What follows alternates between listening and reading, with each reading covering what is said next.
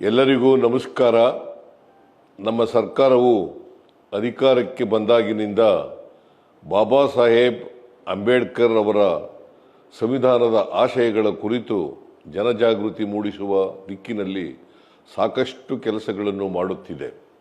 ಈಗಾಗಲೇ ಶಾಲಾ ಕಾಲೇಜುಗಳಲ್ಲಿ ಸಂವಿಧಾನದ ಪ್ರಸ್ತಾವನೆ ಓದನ್ನು ನಮ್ಮ ಸರ್ಕಾರ ಕಡ್ಡಾಯಗೊಳಿಸಿದ್ದು, ಸಂವಿಧಾನ ಜಾಗೃತಿ ಜಾಥಾದ ಮೂಲಕ ರಾಜ್ಯದ ಮೂಲೆ ಮೂಲೆಯನ್ನು ತಲುಪುವ ಕೆಲಸ ಮಾಡಿದೆ.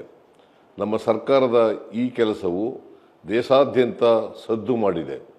ಸಂವಿಧಾನ ಮತ್ತು ಪ್ರಜಾಪ್ರಭುತ್ವದ ಆಶಯಗಳ ಮೇಲೆ ನಿರಂತರವಾದಂಥ ದಾಳಿ ನಡೆಯುತ್ತಿರುವ ಹಿನ್ನೆಲೆಯಲ್ಲಿ ಅಂತಾರಾಷ್ಟ್ರೀಯ ಪ್ರಜಾಪ್ರಭುತ್ವ ದಿನವಾದ ಸೆಪ್ಟೆಂಬರ್ 15ರಂದು ಬೀದರ್ನಿಂದ ಚಾಮರಾಜನಗರದವರೆಗೆ ಮಾನವ ಸರಪಳಿ ರಚಿಸುವ ಕಾರ್ಯಕ್ರಮ ಹಮ್ಮಿಕೊಳ್ಳಲಾಗಿದೆ.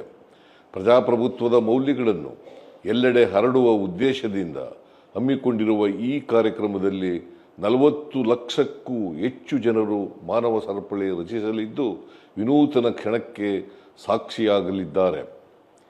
ಆ ದಿನ ಎಲ್ಲರೂ ಅಂತಾರಾಷ್ಟ್ರೀಯ ಪ್ರಜಾಪ್ರಭುತ್ವ ದಿನದಲ್ಲಿ ಭಾಗವಹಿಸೋಣ. ಬಾಬಾ ಸಾಹೇಬರ ಸಂವಿಧಾನ ಮತ್ತು ಪ್ರಜಾಪ್ರಭುತ್ವದ ಆಶಯಗಳನ್ನು ಪಸರಿಸೋಣ. ನಿಮ್ಮೆಲ್ಲರಿಗೂ ವಂದನೆಗಳು.